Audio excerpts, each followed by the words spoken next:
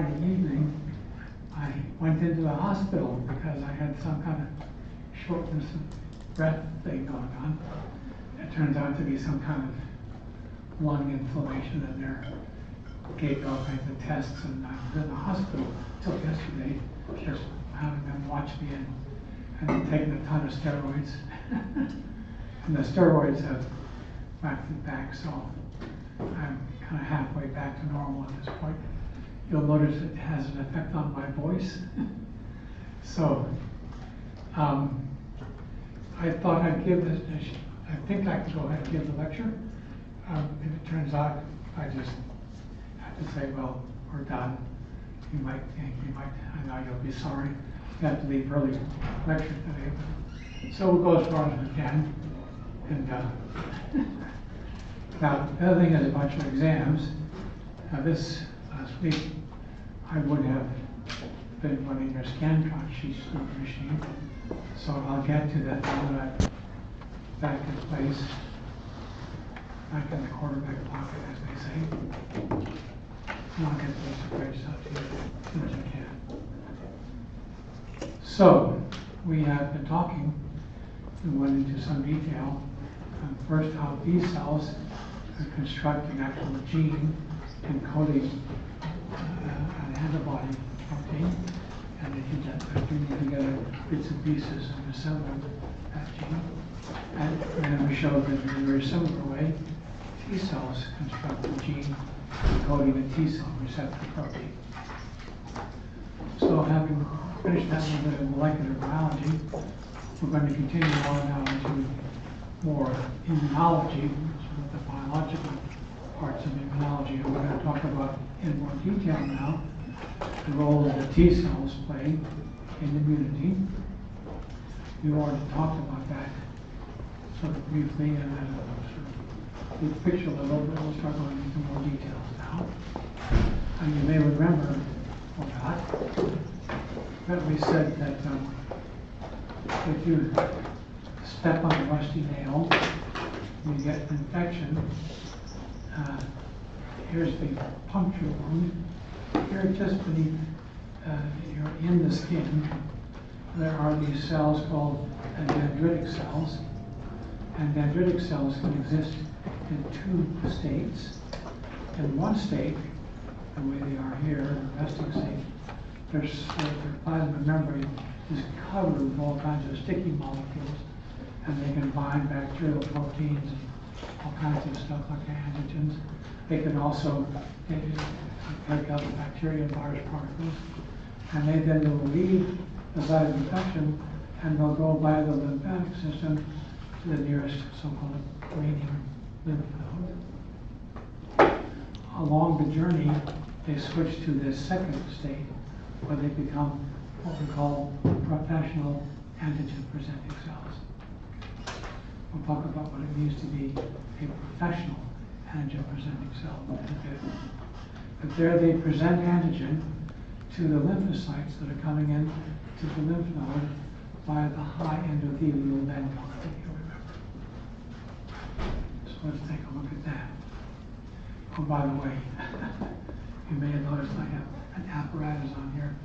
I'm trying to keep myself well oxygenated here as I talk so that I can lose my voice altogether. Okay. So, let's just read this together here. So here's the high endothelial vanilla, and here in this sort of greenish color here, bluish or greenish color here, the T cells, CD4 and CD8, color-coded blue and green here.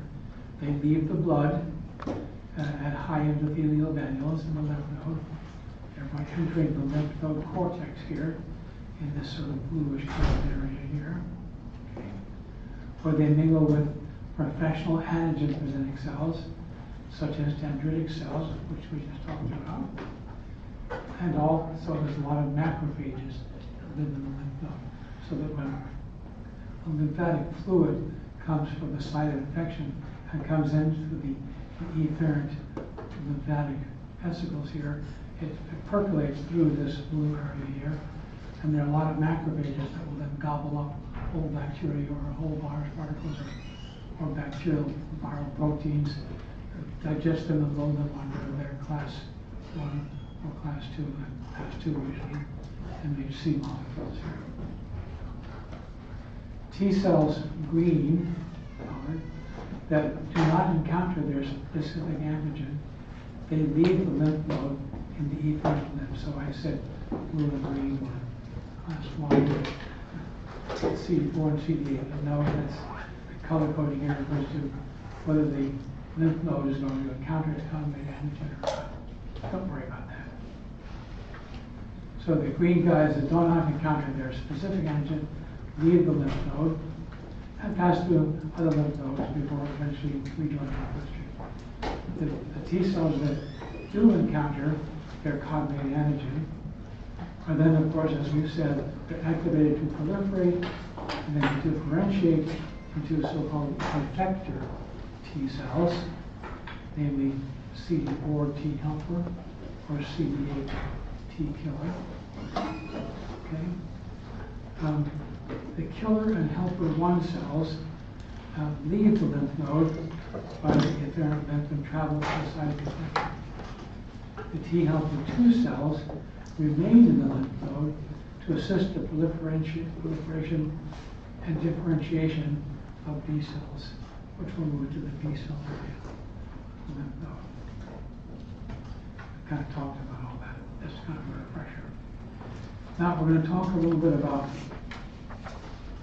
the adhesion molecules that mediate the attachment of the lymphocytes as they're coursing through the blood, and they get into smaller and smaller diameter blood vesicles. And as they get into the lymph node tissue, we now have capillaries, and the flow of blood is moving more slowly through the capillaries. And these T cells are now going to interact first kind of loosely with the inner surface of the blood vessel cells, the endothelial cells, and so that they'll attach, but they're still swept along by the flow of blood. So they do kind of a rolling movement on the surface of the capillary blood vessel cells. But then they also encounter cytokines that tell them you're in the lymph node, and this is a high endothelial granule, and it's time for you to initiate this process we call diapedesis, where they'll actually move in between the cells, the endothelial cells that make up the walls of the capillary, and come in. And that involves another set of adhesion molecules, so-called integrins. So we've got a picture about this. Maybe I'll pause a moment with you folks who arrived a little bit late. I'm wearing a little oxygen thing here because I had some kind of lung inflammation event late last week, Friday, and I've been in the hospital up until yesterday. I'm much improved, and I'm on like massive steroids, and I'm about halfway back to normal. It has affected my voice, and I'm going to lecture as long as I'm comfortable, but if at some point I'm getting too winded with this call today, which will make my wife happy. She's waiting anxiously outside the door here in case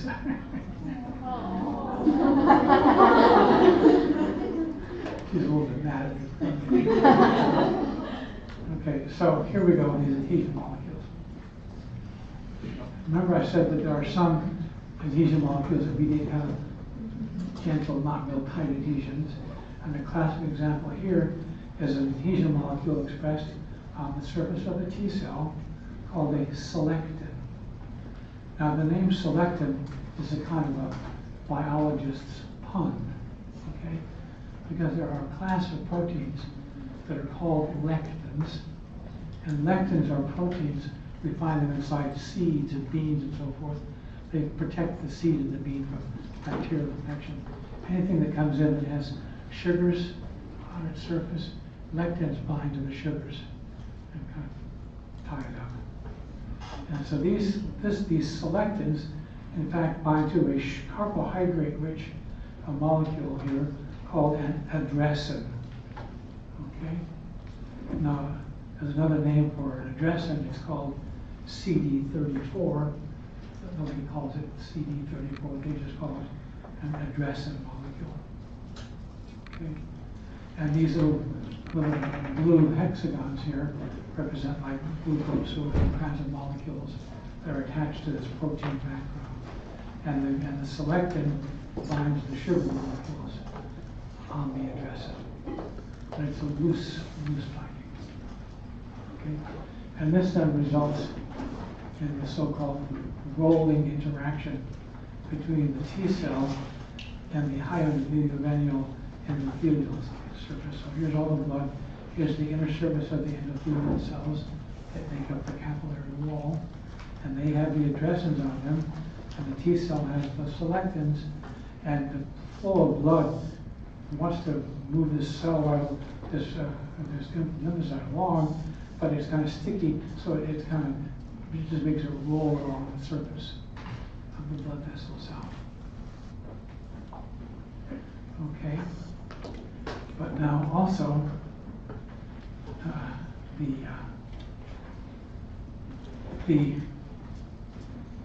maybe I'm just going to jump ahead to a picture here. I think you have your notes.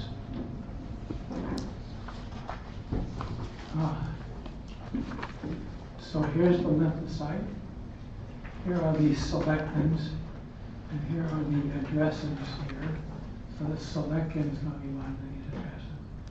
Now we also have an integrin, and the integrin, there's a family of integrins. One we're interested in is called LFA1. Okay? And all integrins share a property. If you took eukaryotic molecular cell biology with me, I taught you all about this. But integrins can exist in a kind of a curled over low affinity state where they can't bind it. And then they can be, various hormone signals can cause them to undergo a conformational change, stand erect, and now they can bind tightly to their ligand. So the LFA molecules are in an inactive state here. They're in the low affinity state. And in this case, the hormone type interaction is mediated by certain, what are called chemokines. Chemokines are small peptides, big peptides, and they mediate the movement of cells toward a target. So the target is secreting cytokines, and there's a concentration gradient high at the source, the target destination, and ever weaker far away. And cells have chemokine receptors, which will bind the chemokine and then mediate movement of the cell up the chemokine gradient towards its source. So the chemokine here is CCL21.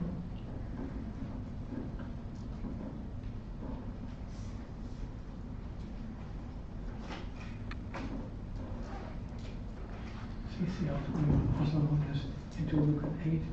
We do not have to memorize that for the test. Okay? And so these chemokines are being generated inside the lymph node, and they're diffusing, and they pass through the endothelial cell blood vessel barrier, and they attach to the extracellular matrix that binds the inner surface of the blood vessels. So this little green guy here is the chemokine in here.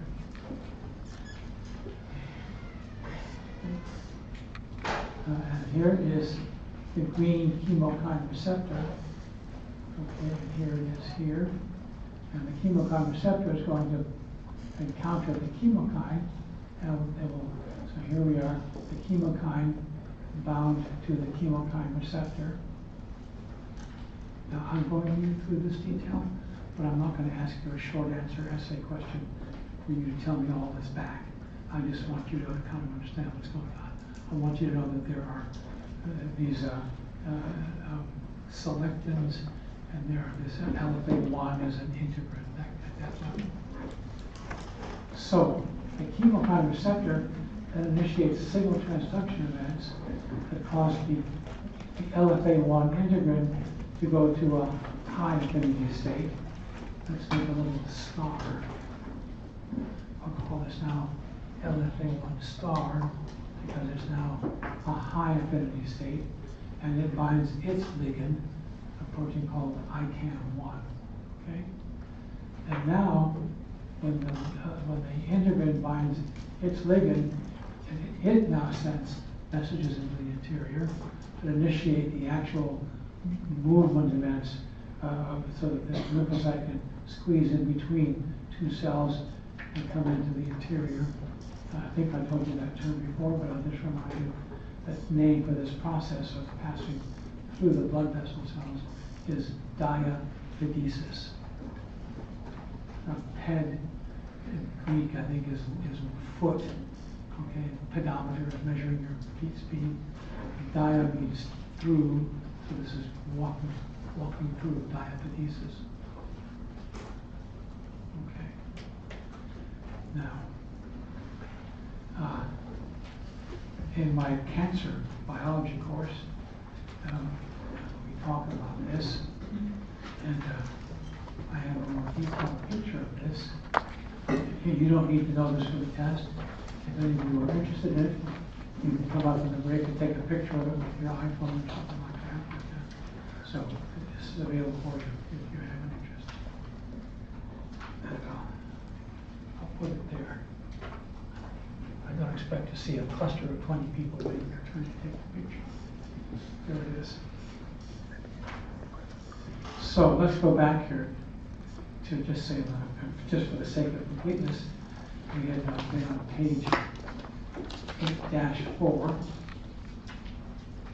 And here is a little cartoon of one of these integrin proteins, the one we're interested in, LFA1. LFA1 is an integrin. It can be high affinity, low affinity. And its binding partner, very commonly, they show a couple of things here. It's ICAM1 would be its partner.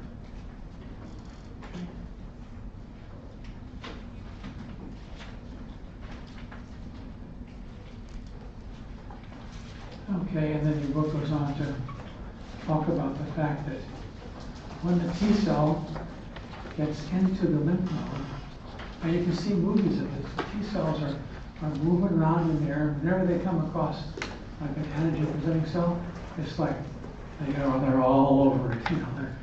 They're sort of enveloping it, and they're sniffing around, and they're moving all over its surface and so forth, and they're real interested in that antigen presenting cell.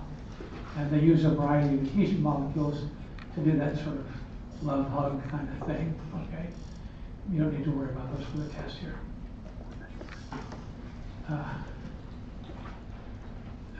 Now then, if they encounter on this antigen presenting cell the 1 out of a trillion foreign antigenic peptides here, shown in red, being presented by an MHC2 molecule on this professional antigen presenting cell, remember that's how we present peptides coming from the outside world. Remember, if this was we have class 1 and class 2 MHC molecules.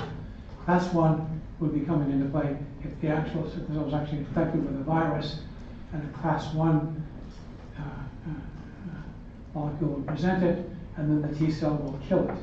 But in our situations here, we're going to be focusing on how CD4 T cells are going to become T helper cells, and then proceed to help the B cells become antibody secreting plasma cells. So here's a situation where we had some kind of outside infection. It was brought into the professional antigen cell, like right here, cut up into bits and pieces. Some of the bits and pieces can get loaded onto a class 2 molecule. And now here's a T cell, and maybe this, so now then, this could be the 1 out of a billion T cells whose T cell receptor was made to recognize that peptide. This is the cognate peptide for this T cell. Oh, happy day. Some exciting thing is happening finally in this T cell's life. Most of the T cells never find their cognate antigen. So, these transient interactions that we were talking about, as the T cells sort of sniffing all around the antigen presenting cell, they're stabilized by this event right here, okay? We will then, for example, an LFA1, well, the LFA1 molecule again on this T cell will have gone back to a low affinity state, but now when we have the T cell receptor binding the MHC1 foreign peptide complex, okay? And of course the CD4 protein comes into play here and binds the base of the MHC. Now the T cell receptor, among the many events that the T cell receptor is going to, signal transduction events, are going to be the events which convert the LFA1 from a low affinity state to a high affinity state. So now we're tightly bound here. This is sometimes called the immunological kiss, or the immunological synapse. It's quite a structure that forms here, and we now are locked into a time course of events that's going to lead then for continual stimulation here, at least for a few hours, where the T cell is now going to be converted to start proliferating and begin the process of differentiating. Okay, so that's enough on that little topic. We're going to now move on to a little more discussion now. I told you earlier, well, just this morning's beginning of this afternoon's lecture, we started talking about dendritic cells. And tissue resident, if you have an infection, they leave that site of infection and go via the lymphatic system to the nearest lymph node and present that antigen. And I reminded you that dendritic cells are professional antigen presenting cells. Actually, in the recent 15, 20 years, we've come to appreciate the fact that dendritic cells are sometimes called really the antigen presenting cell par excellence. Okay? But we also have said earlier to you, we said earlier that there are three kinds of cells that are professional antigen presenting cells. The dendritic cells, and when dendritic cells arrive in the lymph node, they can be found throughout the T cell area of the lymph node. Okay? But the other big time professional antigen presenting cell are the macrophages. And we find macrophages at the site of infection. They usually stay there fighting the infection. But the lymph nodes themselves are loaded with macrophages who just live there. And so that when draining bacteria and bacterial body parts and viruses or whatever arrive in the lymph node, all these macrophages there begin gobbling it up, okay, and then presenting it on their class 2 MHC molecules, okay. And then finally we said that B cells themselves function as a professional antigen presenting cell. So they have their antibody, their surface antibody, it binds a foreign protein, then that protein antibody pair gets brought into the cell, is degraded, and bits and pieces of the foreign protein are then presented on the MHC2 molecule of the B cell. Okay? So B cells are also professional antigen presenting cells. Now, there's an important feature of antigen presenting cells. Okay? Not just the fact that they make lots of MHC2 molecule and MHC1, okay? But they also, the dendritic cell, for example, I told you when it's just underneath the skin, it's just a little sticky cell. When it encounters a bacterial infection, it's going to start moving, and as it's moving, it's going to become a professional antigen presenting cell. And it becomes a professional antigen presenting cell because the presence of bacteria or viruses at the site of infection cause it to start making a protein on its surface, a very important protein called the B7 protein.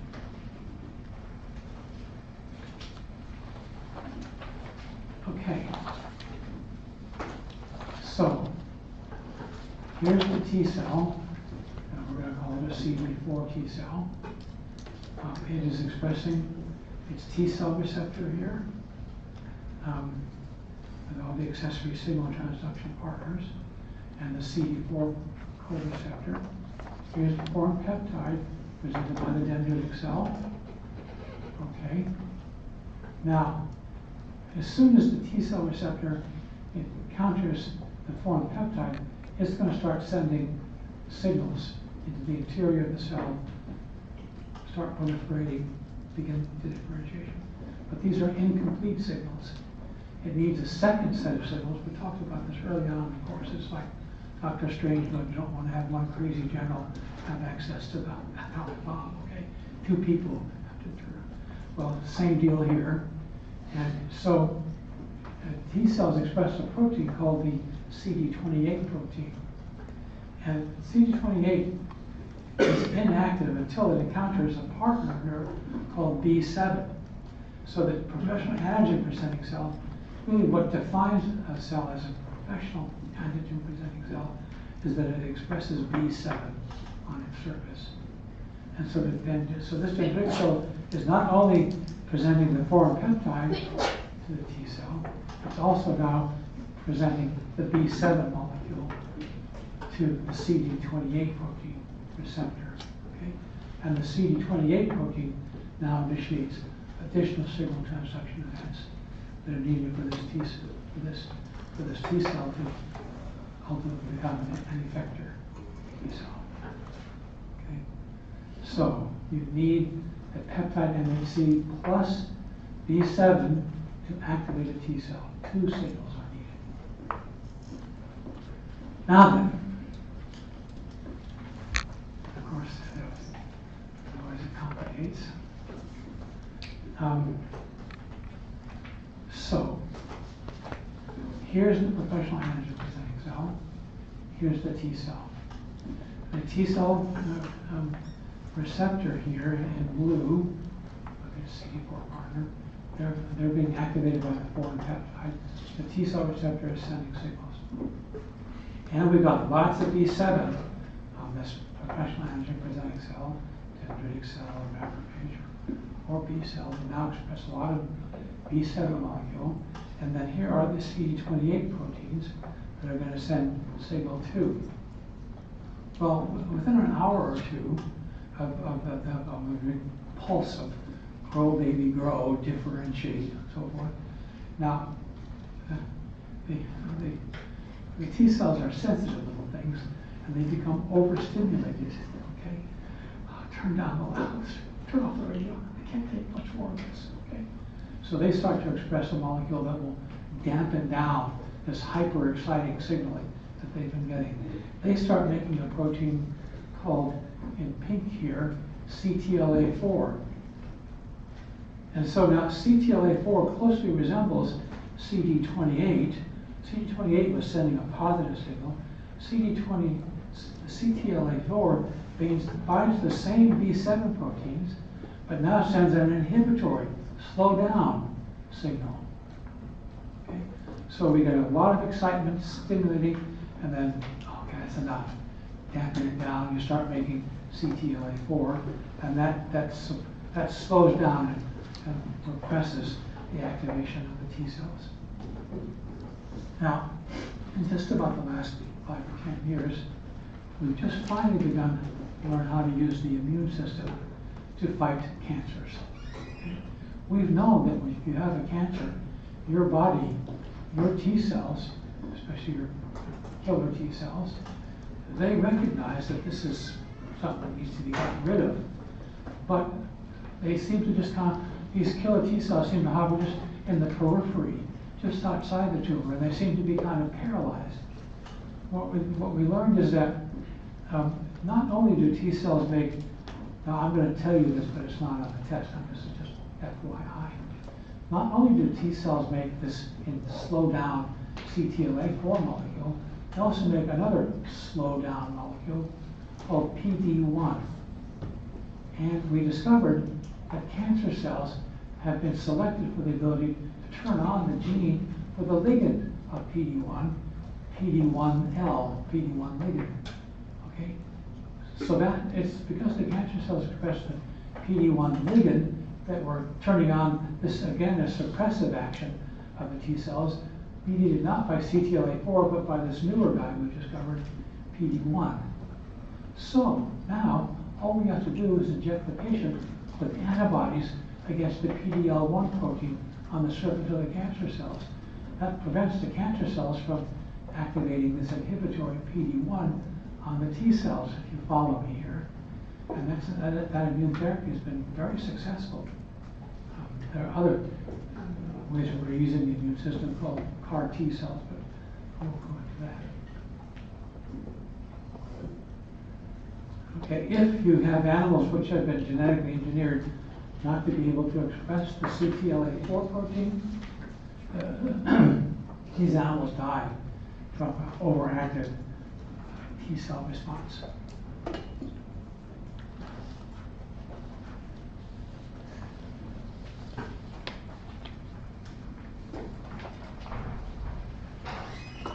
Okay, so now your book gives you a little summary table on the three kinds of professional antigen presenting cells. I'm not going to take the time to go through this now. There's other stuff I'd like to make sure we get to. But this just kind of summarizes. I've already told you the main thing you need to know about the three kinds of professional antigen cells. They express the B7 protein. Okay. Now then, oh, but yes, now I do have some stuff out here that I want to get to.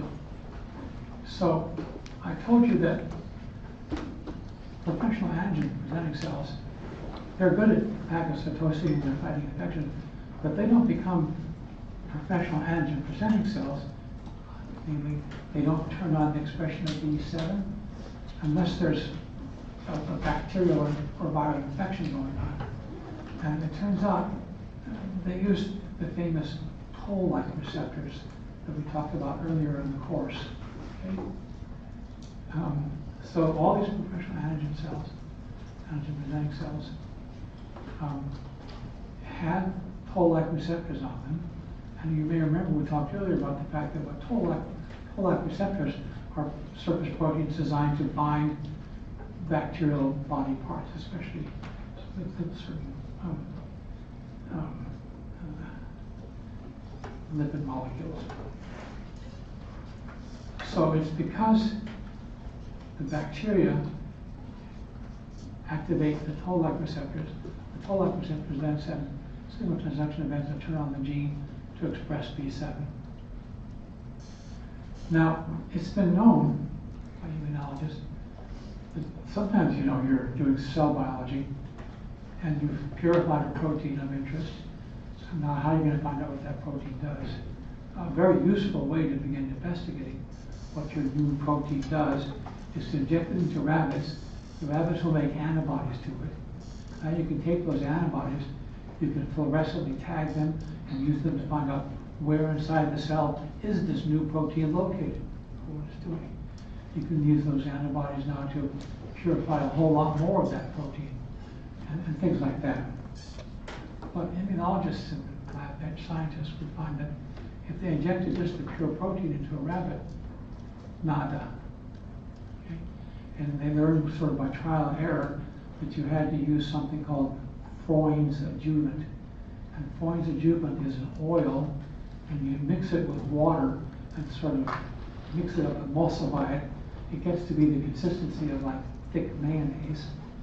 Now, and that serves to immobilize the foreign protein and keep it there. You inject it, it's now held in this depot and is slowly released into the body to activate it. But more importantly, what's called completes. There's just Freund's adjuvant, which is just the mayonnaise, but then there's complete Freund's adjuvant, which has bacterial lipopolysaccharides, which are very antigenic. Okay? And so the lipopolysaccharides in the complete adjuvant, they bind to the toll-like receptors on the B and T cells and so forth, and induce expression of B7. So that's why you need to have this adjuvant if you want to get good antibody production to an injected protein. Okay.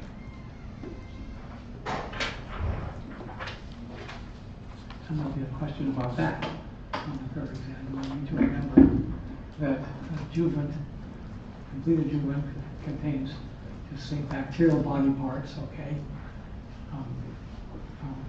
And that activates the toll-like receptors, which induce the expression of the all-important B7 molecule on the macrophages and dendritic cells. So here's a little bit more detail on this. Page 8-12 we're on now. Here we have the uptake of, this is let's call this a macrophage. With Heerobacteria, it's gobbling up the bacteria and loading them onto the class 2 molecule. Its toll-like receptors, not really shown in this picture, I wrote in here a little mark here, that's the transmembrane toll-like receptor. It's going to be binding the bacterial body parts. I wrote BBP in your notes. That stands for bacterial body parts. So the BBPs bind to the TLRs, and that's going to then induce the expression of the B7 protein. Okay. And so now we're good to go. We can get activation of T cells.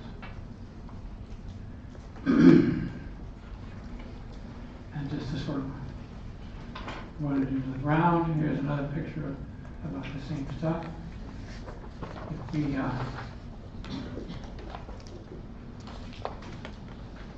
so here's a macrophage, and in this picture we're showing what would happen. In the case I was talking about just 10 minutes ago, I purified nights and weekends and days and months, and I finally got the good stuff pure, and I want to find out what it is. So if I inject that into a rabbit, oh, the poor graduate student, they do it before they do it, this is wasted protein because you will not get much antibody. Okay. So here's the purified protein all by itself, a non-bacterial protein. It'll be brought up into macrophages and put onto MHC2 molecules, but we will not be able to activate the T cells here because the macrophage is not making the all-important B7 protein. So no B7 protein is being made, so this T cell, nothing's happening. Okay. Whereas if this were whole bacteria, for example here, or Freund's adjuvant containing bacterial body parts, we'll take it up. The bacterial body parts will bind to the toll-like receptors. In here, okay, and that causes B7 to be expression, and we're golden. Okay. So this is whole bacteria, or we could just do Freund's complete adjuvant here. That'll activate the toll-like receptors, and we'll get B7 expression and activate the T cells. Your book now shows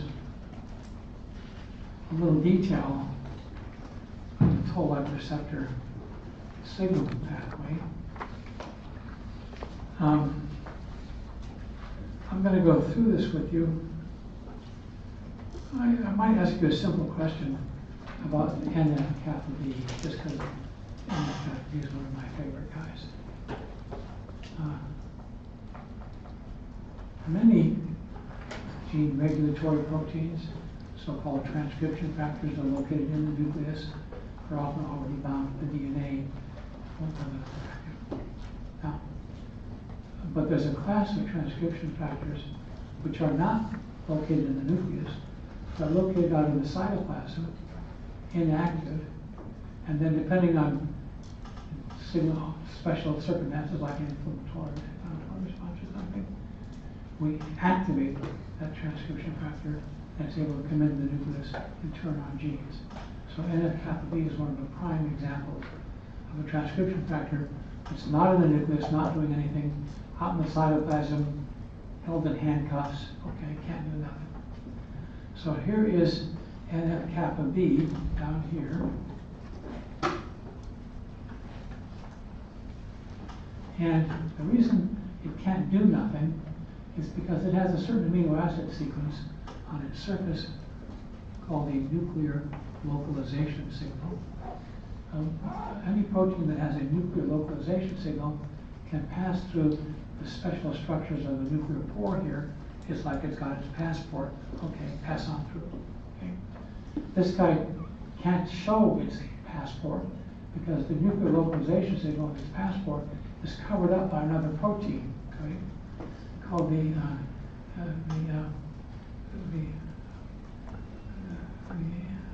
I kappa B. I'm not showing you. Yes, down here.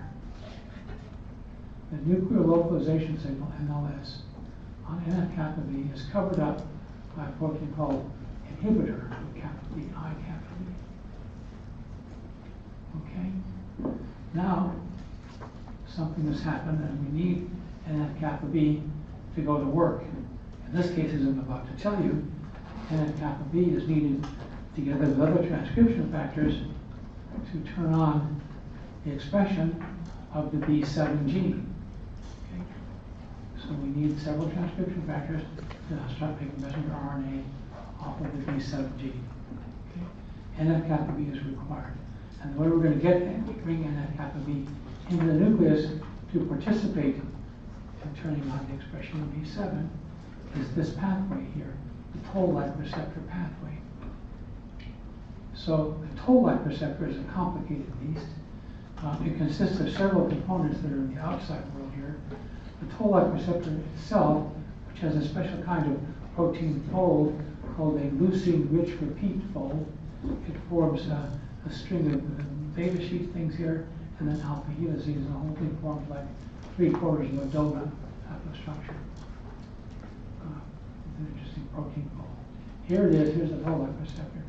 But the toll-like receptor doesn't itself directly bind the bacterial body parts. In this case, they're showing lipopolysaccharide, which is a very antigenic bacterial body part. Another protein binds the lipopolysaccharide, and that's the LPS binding protein.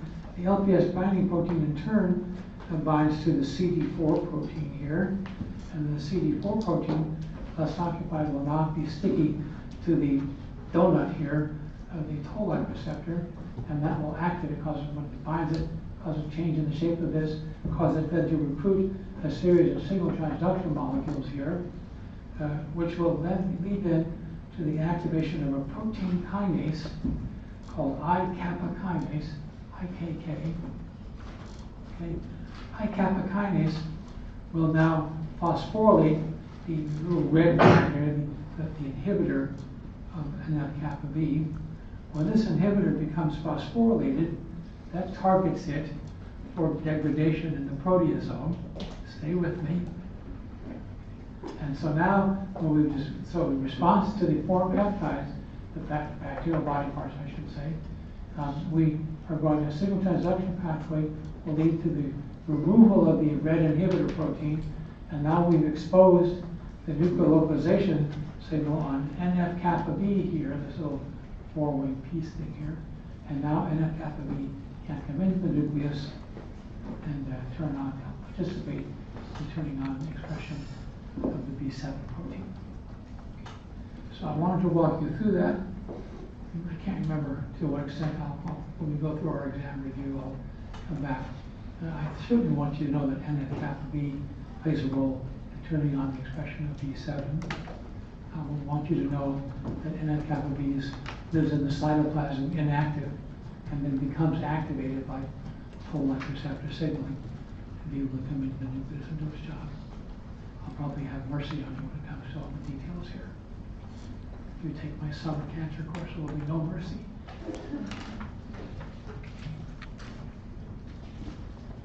So now, a little bit more about these toll-like receptors before we move on. We used to think, we knew that there are a whole bunch of genes encoding related proteins called toll-like receptors. Okay? And we thought for each kind of pathogen, there'll be toll-like receptors that can recognize its body parts. But now we understand that it's actually a little bit more complex. These toll-like receptors work as dimers, and we get homodimers and heterodimers. And this gives us, they can recognize different, ligands and so forth. That gives us a whole lot more specificity and fine recognition of what's going on here, basically. So our toll-like receptors permit us to say not just that it's gram-positive or gram-negative, but it's salmonella, or something like that. Okay.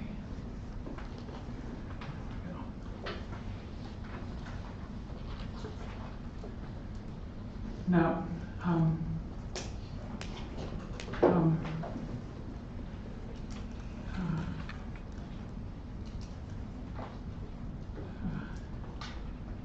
the story I've been telling you so far with toll-like receptors, and it's called a pattern recognition mechanism here, and that's how your body can tell this is a bacterial infection or not, whatever. And there's another point of view on all this that's about 20 years ago came into play. I'm just going to mention this to you. It's not going to be on the test. Now this is Polly Matzinger. She's an NIH scientist now. And this was a story that appeared in the Sunday newspaper magazine supplement. A little piece on her. It's kind of interesting. You can read it yourself. But she was a girl who was working to put herself through college at University of California, Davis. So she could do a semester or two, waitress first, a year or two, and then go back to school and so forth. And she was working as a cocktail waitress, and a couple of immunologists would like to go to that watering hole, have a drink or two on Friday night. And she was listening to their conversation, and she asked some intelligent questions about what they were saying. And they, we have a sentient being here, so they turned their attention on her and had conversations with her. And in the end, one of them invited her to come into his lab and start helping him on doing research and so forth. And she got some kind of scholarship money or something, and she was on her way. She went on to get her PhD and has a nice position at NIH now. And as a woman, she was wondering things like when a woman has a baby, how come that baby with totally different MHC molecules than the mother, why doesn't that baby activate an immune rejection mechanism and so forth? And other kinds of questions like that. And she came up with the idea that, well, yes, if you really have a bacterial infection, the pattern recognition kind of stuff that we were talking about with toll-like receptors, that would come into play. But she thinks that another important set of signals that would activate the professional antigen-presenting cells is what she called so-called danger signals, which is to say, if some tissues in your body are being damaged and cells are dying, and there's maybe some kind of inflammatory response going on, that itself will also send signals, not bacterial body part signals, but certain molecules which will, in a similar way, turn on the expression of B7. Okay? And it was controversial for a while, but I think it's ever more widely accepted that this is very much a part of the activation of B7 cells. So we'll just let that go at that. So for those of you who came in a little bit late, I explained to class that Friday a week ago, I was experiencing severe shortness of breath. I went into the emergency room, and they put me in the hospital, and they've been trying to figure out what the heck it is. In the meantime, they know I've been on heavy steroids, and that's brought me sort of halfway back to normal. And they released me back into the wild now, so I can really get back to things. I was unable during this time to do your Scantron sheets. I'll get them done. I'm still only about 60% here, but I'll get them done soon. And against my wife's strong objections, I wanted to try to come in and get started on today's lecture. I'm doing pretty good. I got a little oxygen here, so I'm pretty good. I've got my little oxygen finger meter here and so on. So I'm going to take a break. I'm good to go, I think, for another 45 minutes or so. So I'm going to take a break, have a snack, and we'll start again as usual after our break.